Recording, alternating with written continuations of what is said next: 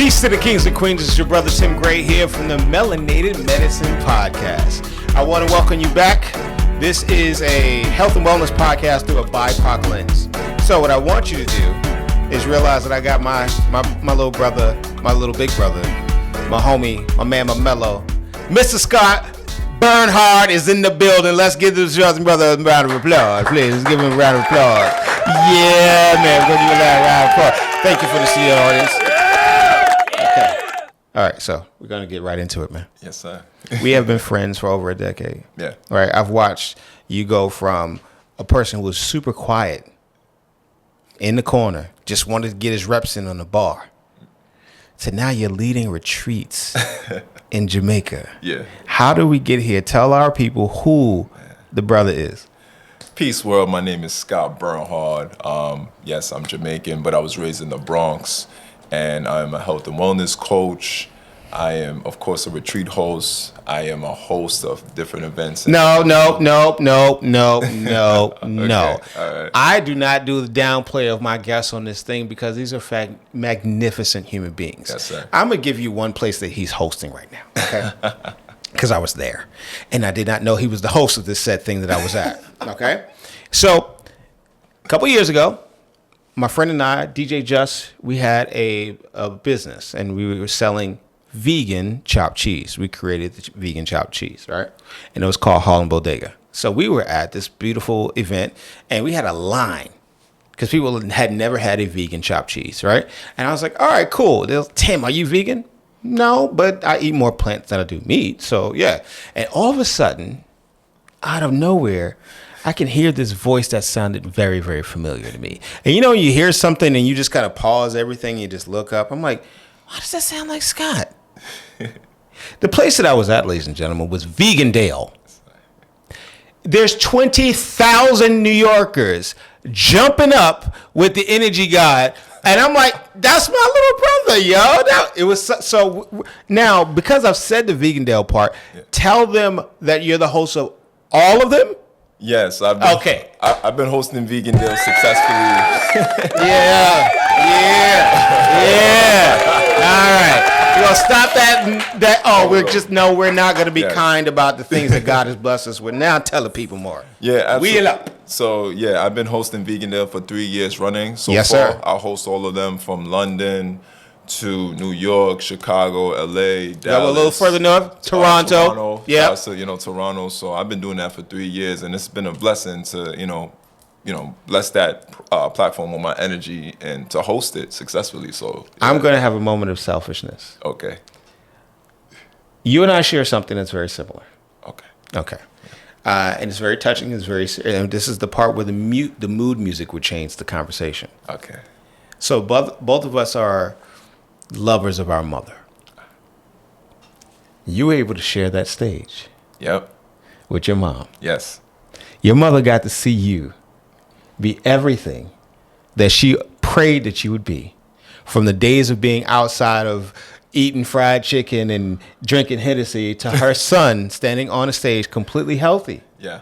And helping other people get healthy. Yeah. So I want you to tell the people what that meant to you. That was a moment of pure happiness for me because I did not know my mother was coming to Vegandale. Oh, man. I did not know. She did not tell me, oh, yeah, I'll see you later, son. Right. It just so happened that I was on stage entertaining a crowd, entertaining the people, giving them my raw energy. And I just see this beautiful woman right next to my cousin in the middle of all of these people. She just stood out. It was just like a bright light just stood out. And I literally got off of the stage, Tim, and my emotions got the best of me. I just started bawling out and crying. And I couldn't hold myself up because it was a surprise. Yeah. I did not know she was coming. Yeah. My mother never seen me in that kind of environment whatsoever. Mm-hmm. And I was just overwhelmed with so much joy. Yeah. And at the time, I didn't know my mother was fighting an illness. I didn't know, Tim. Yeah. But I felt like something was telling me, but I was just happy just to see her there. Mm-hmm. And then later on within the festival, I had the chance to bring her up on stage and we danced. And the song that we danced to was Burna Boy, Last Last. Yeah. Yeah. Yeah. That was the song that me and my mother danced to on stage at All right. Vegandale, and I will forever cherish that moment, forever. Well, the reason why I bring that up, I'm not trying to pull that emotion out, but it just made me understanding that, when Allah called my mother home, my mom never got to see me graduate from massage school. Yeah. So knowing that your mom saw you, just you, meaning the piece that parents bring sometimes is just want to watch their babies do what they do. Mm-hmm. As a parent, I just want to see my son have a moment and just watch him in his element doing his thing, and just I want to be in the corner just because we want to see you in that joy. So I'm happy that God put you in a position to be present in that moment. Yeah. Because you might have been a different person if you knew she was coming. Yeah. You might have been off your game a little bit because you're constantly looking to see where and what she was. So the reason why I wanted to bring that point up is because it was such an honorable thing as your brother to see that moment for you. Yeah. And now you get to share that with literally millions of people watch that, from the replay to seeing that all the people who you've been on stage with. Not many people get to be able to do that coming from where we come from. No. Right. So I would say you've done Vegandale for the last 3 years. So you've done this in front of over 1 million people. You know what? It's probably around that, like estimate around that. It's a lot, it's a lot of people. How did you get to being from this kid from the Bronx to where what was that part that shifted for you, where your health became the primary, not just the aesthetic aspect of whom you are? Yeah. Because if you ever get to see the man stand up, he's 6'4". He fits everything that every young woman on these balloon popping things talk about. So, but what was the thing that you said, all right, this is for me? Yeah. And then I can't wait to help share it. Ooh, man, I'm gonna take it back to 2015. Okay. I was always in the calisthenic, bar. That's family. how we met. Shout outs to my other mentor, big brother Q. Q Francis, a member of the crew. Yep, absolutely. So I remember I was shooting a documentary in Times Square called "The World Is Your Gym," and one thing happened to the next. I injured myself, and then that's when I had I had an inflamed wrist. Oh, wow. And I went to the doctor. Of course, anything that happens, you go to the doctor because you want to make sure you're okay. And I went to the doctor, and the doctor said, "Oh, you have inflammation," and started giving me all this medication, drugs, and pills. And I'm taking it because I'm just like, I need to get. Like, I'm an athlete. I need to get better. I want to get better. So I'm taking all of these medications, and they're not working for me, Tim. They're not. And within that, it affected my mental health. And I started to be very depressed from that because I'm not getting the results that I want. I want to get back in, I want to get back in the game. And I remember, wow, I'm going to sound like my mother. Oh, bless her soul. The Holy Spirit, told me to pick up the iPad and type in what causes inflammation. Because if it was one thing with me, I can be down, but I'm not going to stay down forever. For some reason, I'm going to find a way to find a solution to my problem. That's an air horn. I don't play victim mentality. I don't do that. I think because of you, I'm going to have to figure out how to get a gunshot. We're going to stay with the air horn because that might be a problem. The gunshot because I'm Jamaican? Absolutely. Okay. It's not applicable. I should have prepped a little bit more. Like, all right, Jamaicans are here. We got to have a couple things going on. But I'm sorry. Go ahead. That was a good one. But, I don't play victim mentality. I like being a victor. I like winning. Come on. So, for me, I want to, put myself in a position where I can find out how I can be an asset towards myself. So, when I typed in what causes inflammation, the first thing that came up in my research was, meat, dairy, and eggs and processed food that causes inflammation. And it scared me because, growing up in a Jamaican household and growing up in a Caribbean household, that's what we eat. Yeah. That's what we grow up on, Yeah. So it's it scared me at first. And I was just like, wow, okay, how am I going to navigate this? But for one thing with me, I'm very realistic with my approach. Okay. I'm not like a cold turkey kind of person. I said, no, I'm very analytical. So I'm like, okay, let me do the research and let me see what's going on. And then throughout my research, that's when I discover Dr. Sebi, Queen of Four, Dr. Layla Africa, which is the big three when it comes to holistic healing for me personally. For sure. And then that's when I started to do more research, and I'm just like, okay, I'm learning more, and I'm gathering all of this knowledge, and I'm wondering, when can I put this knowledge to use? So I remember back when I was in the modeling industry, I was modeling, I was going to Paris, I was doing all of these fashion campaigns and stuff, and I just came back from Paris Fashion Week, and I said, you know what, it's time for me to incorporate what I know, because I want to get better. I want to heal myself. There you go. And that's when I discovered about the vegan plant-based lifestyle. And I said, okay, let me try it. Let me try it before I even knock it. Because before I used to make fun of, plant-based vegans. It's so funny now. All of us did. Yeah, I used to make fun. Yeah, I thought it was like a white person thing. Yeah. I really did. That's a very good point to make. That's a very good point to make. No, for real. I was like, wait, salad? You better put some ribs on that, chicken, something. Now look at me, 8 years. There's a term that Fred Taylor from the Pivot Podcast, shout out to him. He has a thing that it says exposure leads to expansion. I agree. So it's kind of like, our brains are still like children, even though our bodies are older, that if you don't have the opportunity to see something, that's the reason why, even for this purpose of these conversations, is that people need to see that it exists. Yeah. So that you can go from a comfortable aspect of being Caribbean and having these cultural foods to recognizing and self-regulating and say, okay, I need to see if I can do something else. And then you discover, the more you look, you realize that, how many of us don't know what to eat for breakfast? How many of us don't even know that what the word breakfast means is you breaking your fast? Yes. Like there's because it could come very Hotep-ish to us when it's like, oh, how do you tell a vegan is in a room? Don't worry, they'll tell you. Yeah.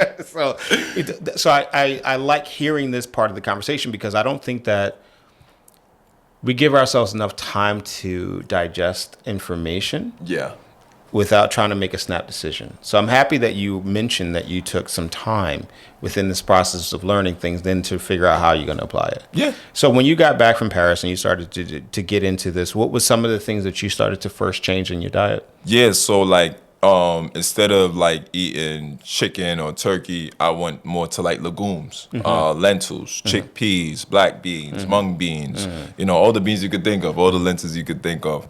And then, of course, I think that was like one of the major things for me, just like find out my protein source, because when you think about me, you think about protein. For sure. You don't think about other essential minerals, but you think about protein. So I was just like, all right, how can I replace the chicken? All right, cool. How can I replace the milk, the dairy? Because dairy was a problem for me. I used to break out heavily, as you can see now. Your boy, clean. So dairy used to be a heavy problem for me. But then that's what I noticed about, okay, almond milk, rice milk, all these different alternatives. So now I'm really like practicing these things that I'm learning. So I did it for about 2 weeks. And within those 2 weeks, I call it the week of revelation for me, because, mind you, I had chronic inflammation in my wrist for 7 to 8 months. And it took me 2 weeks of just going to more of an anti-inflammatory eating lifestyle to get my wrist back. And that was like the opening door for me, because before I couldn't do any pull-ups, and I couldn't do any pull-ups, and I couldn't do any bicep curls because of my wrist. And literally 2 weeks, I remember I felt really good, I felt really great, and I went to the gym and I got on the bar and I did like 15 pull-ups, clean too. And I got off the pull-up bar and I started to look at my wrist, and I was like, that's when I knew, let thy food be thy medicine. And that was the opener for me. But I didn't turn vegan back then. I went vegetarian. Process. Yeah. Process. See, you got to be very realistic. You have to be very realistic when it comes to your goals, or what is it that you want to achieve. Like, what can you do in your capacity other than you trying to overload yourself? And that's why people crash and burn, because they overload themselves. They pick up loads that they cannot even carry themselves. So I said, no, I need to go, slowly, doing it in increments. Let me go vegetarian. Let me see what's going on here. And literally, my body started to speak to me on certain things. Like, I remember I quit eggs in like 2 weeks. I quit eggs in 2 weeks going vegetarian. And then from there, I just started to learn more. And 1 year into my vegetarian journey, vegan for 8 years. Solid. Well, let's just make sure we give you a round of applause for and I'm giving you the round of applause. I'm giving you the round of applause for not going vegan. Yeah. This is what my applause is for. You being patient. Yes. In Arabic, the word is sabr. S-A-B-R. Sabr. And a brother said something, and this is what you've practiced. He says, you're going to learn patience either by choice or by force. You're going to be forced into your patience, or you're going to be aware enough to recognize that it's time for you to be patient. So the fact that you are patient with yourself in that personal development is an essential part of your discovery, because that's what gives you a long-lasting relationship with yourself. I mean, I want to make sure we point out that he is very much aware of his body because of being a very active person. So when you lose the ability to do something, it bothers you in a core area. As a former athlete, something being in pain is an irritant, because I'm constantly wondering how and why. Right. Specifically, if I didn't do something that would directly cause that to be a thing. And the last thing we think about is what the plumbing looks like. You know what I'm saying? So we sitting there like, I don't know. I didn't do this, that, and the fourth. We don't necessarily go, all right, it's my food. No. You know what I mean? We don't do that because I've been eating like this the whole time. So that's kind of the point I'm saying. So I'm happy that you were doing that. How did it directly affect your business? Yeah. You know, first of all, let me just say it like this. You don't want to be oblivious. You want to be observant. Come on. You do not want to. Oh, go ahead. Come on. No, I got one for you. I'm just waiting for you to finish because that was good. Yeah, don't be oblivious. Be observant. Oh, wow. He wasn't ready. He wasn't ready. I told you he wasn't ready for that one. He wasn't ready. Yeah, be observant and definitely be conscious of, what is it you're feeling? How are your body feeling? Are you feeling stressed? Are you feeling tired? Are you feeling weak? And then try to pinpoint, and identification is key. Because once you identify those things, okay, what is the solution in order to counteract that? You have to want to have a result. Yes. You know what I mean? Instead of being conditioned to accepting where you are. Oh, yes. That conditioning is a part of sometimes we'd be like, I've been through this before, I'll be all right. Instead of just saying, no, this is just not right. Oh, no. Yeah. So, okay. So what the effect of your mental change that attached to your physical change had a direct effect on your business change. Yes, it did. Right. Okay. So what was the thing that shifted your business with this perspective that happened? Because I want to make sure that we understand how you got to that part of your journey. Yeah. And then you start taking this part of your journey and making sure that you expose it to people. Yeah. So, and sometimes when someone sees a finished result, they feel that that's their way of also doing the same thing. I'm going to just start where he is. Yeah. What was something that you did to your business within this process that helped your business and helped people grow? Oh, man. For me, I'm a very passionate person about anything that I do. Well, you can tell them what your nickname is. When Burnhard. So how it affected my business, I really started to push a lot of content about plant-based and about vegan and about also how to build muscle on the plant-based vegan lifestyle, because that's the most important thing anybody asks me. Scott, how are you able to build, the body and the frame and to still have a nice physique, but just eating plants and just eating fruits and things of that nature? So then when I start to educate them and understand that it's not what you do, it's how you do it. For sure. And that's how it kind of changed my business, because people were just so... they just wanted to deep dive into what I wanted to say. They were so curious. So I was like, okay, your curiosity is bringing you to me. Here, I have the answers for you. And then that's from there, I started to do more coaching. I started to do more content on that, especially on the YouTube channel, which... Well, make sure you tell the people where your YouTube channel is, please. Yes, definitely. Subscribe to the YouTube channel, Scott Burnhard, 500,000 subscribers. Slow that down real quick. Yeah. Hold on. There's the air horn right there. How many subscribers, sir? 500,000 subscribers, 544,000. The reason why I'm excited about that is not the number. I'm excited for you because you got to that number by being you. Yes. You didn't have to do anything except for be yourself to be able to have enough people to want to be attached to that understanding. Yep. So that's the reason why you got the air horn. It's not the numbers, it's the quality, yeah? So that's cool. All right, I'm sorry to interrupt. No, it's all right.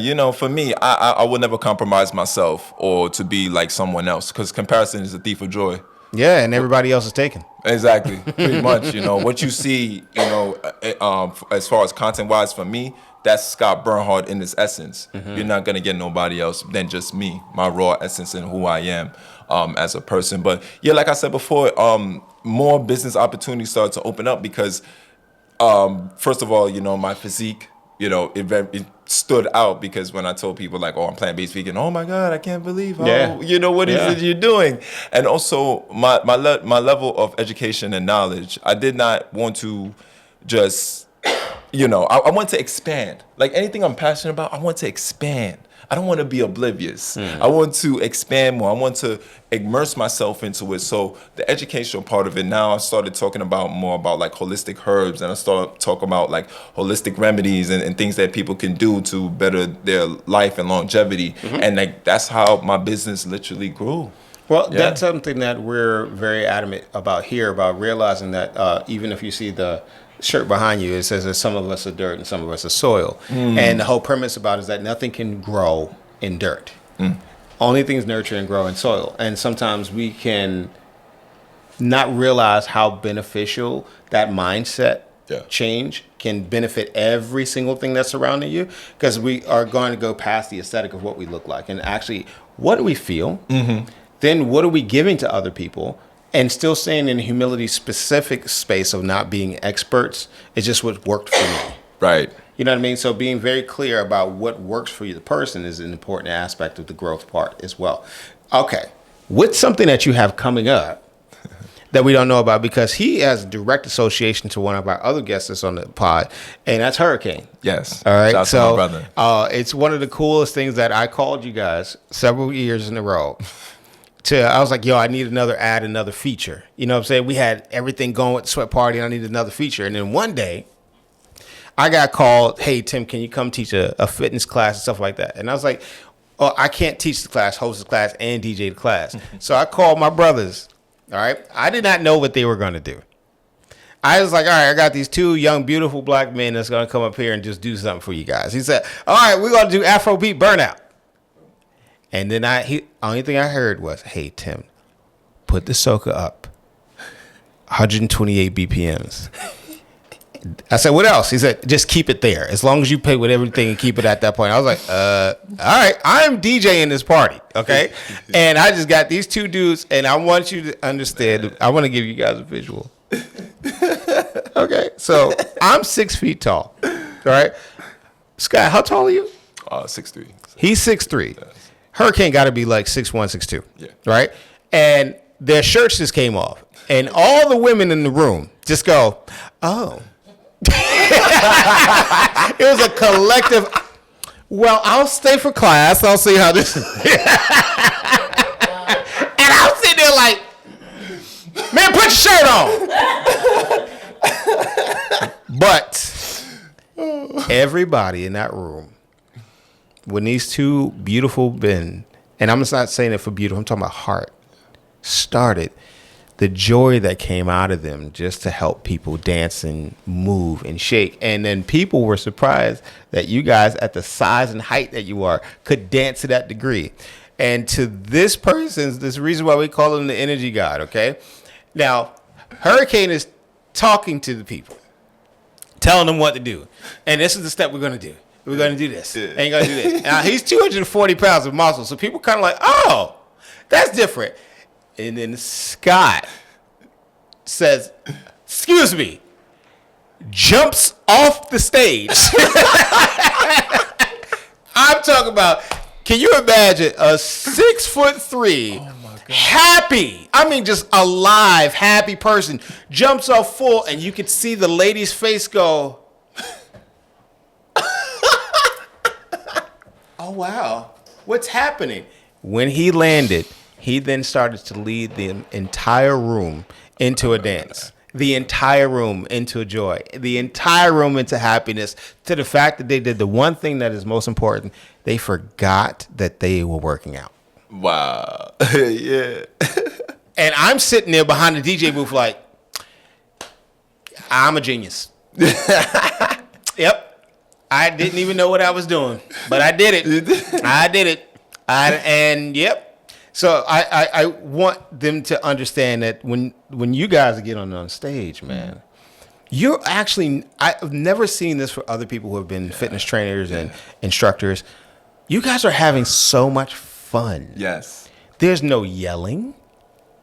Because most people, let's go, let's get. It's none of that. Not one instrumentation. You're not even getting on the floor. You are dancing straight for an hour. Yeah. And they are using Afrobeat. They're using dancehall. They're using soca. Everything from the diaspora that you can see that comes from those people. Man, if you haven't tried an Afrobeat burnout class, but by the time that Scott gets in front of you, you are not going to feel your legs the next day.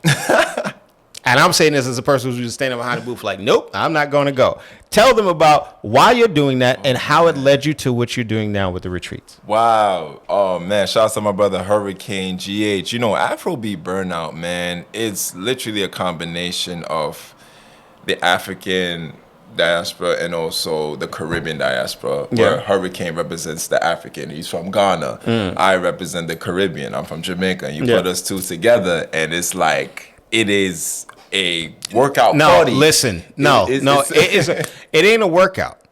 It's a straight jump up, okay? And I'm sitting there watching it because even when we did, do you remember when we did, when Black Panther came out? Yes. We created something called the Wakanda Workout. Yeah, I remember that. I threw this party inside of the Reebok store. And I felt bad for everybody who came in front of them because nobody remembered them. To the fact that when I'm talking about gushing sweat, just that happy joy. I was like, yo, this is exactly what Carnival would look like if it was inside of a party. Yep. I still have the footage. Oh, man. Yeah, I still have it. It was such a great time. But not to cut you off, I appreciate that part, but I want you to tell the people what you're doing, how that gone from the Vegan Dales to the story from how you transitioned to that part of your life to now what I just saw you in Jamaica again. Yeah. I want you to tell them what you're doing with that. Yeah, you know, it's very interesting because me teaching those classes, like the Afrobeat Burnout classes and those group classes, has transferred over to my ability to host in front of 10, 20,000 of people. Yeah. I don't even get one bit of stage fright. It's like, oh, this is clockwork for me. This is easy work. I'm going to tell you a very interesting story, too. And the reason why I'm so fearless when it comes to crowds is because when I was younger, rest in peace to my Auntie Christine. She's the one that raised me when I was living in Jamaica. Yeah. She was in the industry, the music industry. So I was exposed to dancehall and reggae very young. And I was exposed to it to the point where Beanie Man used to come to my auntie's office. Lady Saw, Marcia Griffith, Capleton, Elephant Man, Shaggy. You name whoever was the big artist used to come through my auntie's office at the time, and she used to host big stage shows in Jamaica. And I remember my auntie used to just push me out into the crowd of people, and I start dancing. I don't care who was watching. I was just start dancing. Even if they boo, I still dance. You know? If you don't know, the hardest crowd in the world to get over is a Jamaican crowd. If you do not know, you will know immediately. Yeah, they'll throw rock stones at you. Straight up. Yeah, you know? So buckle cooked. Yeah. Throw some buckle or something. You know what I mean? So yeah, having that experience from a very young age, and now that I'm a grown man, it's like it doesn't even faze me whatsoever. So, you know, teaching the classes and now doing retreats. Wow, doing retreats in Jamaica, doing retreats in an island that I used to live. And it's still my home, but I used to live there. So doing the retreats it wasn't really on my radar, Tim. Okay. But, you know, God has a very interesting way to call you into your calling. Very clear. And you don't know, what is calling to you. Yes, sir. And the opportunity presented itself around early 2024, last year.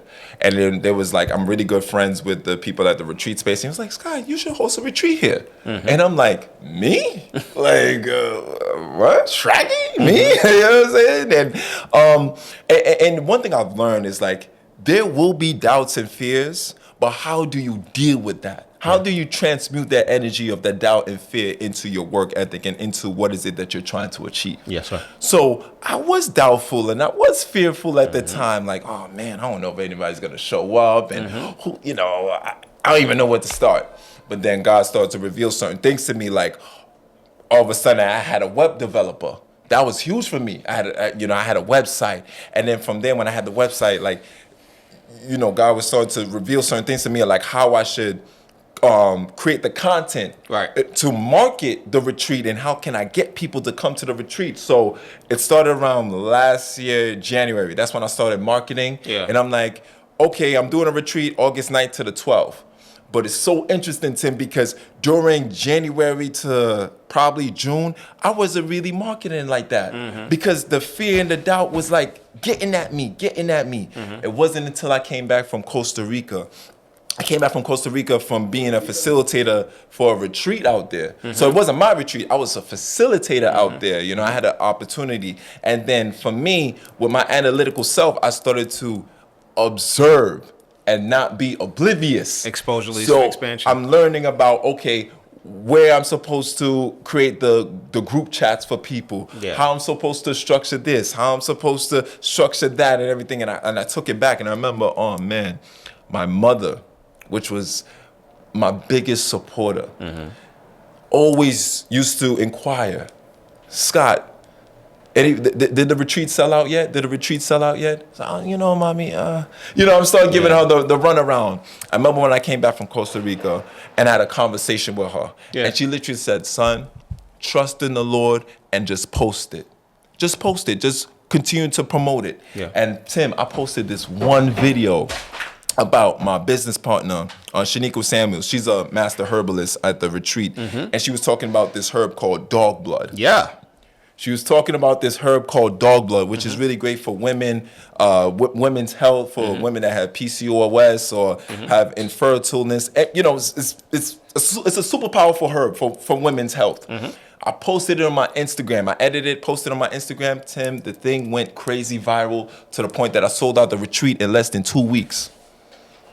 From nothing to sold out. In not about 2 weeks.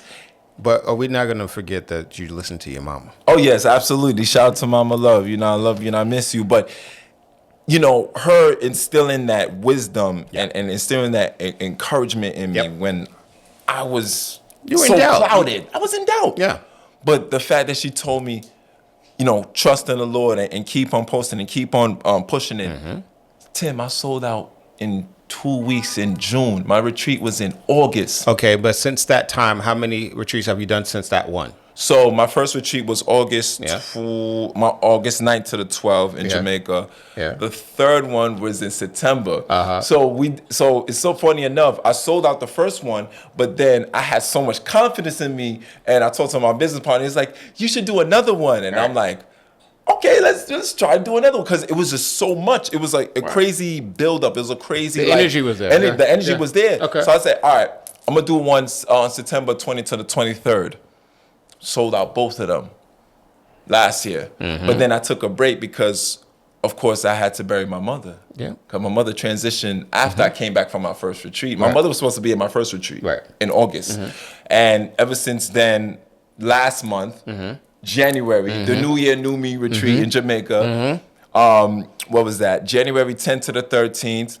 Sold that out. So I've done 3 retreats thus far. No, you've sold out 3 retreats. I sold out 3 retreats thus far. Yes. Right. Yeah. I do want to say this as a point before we close.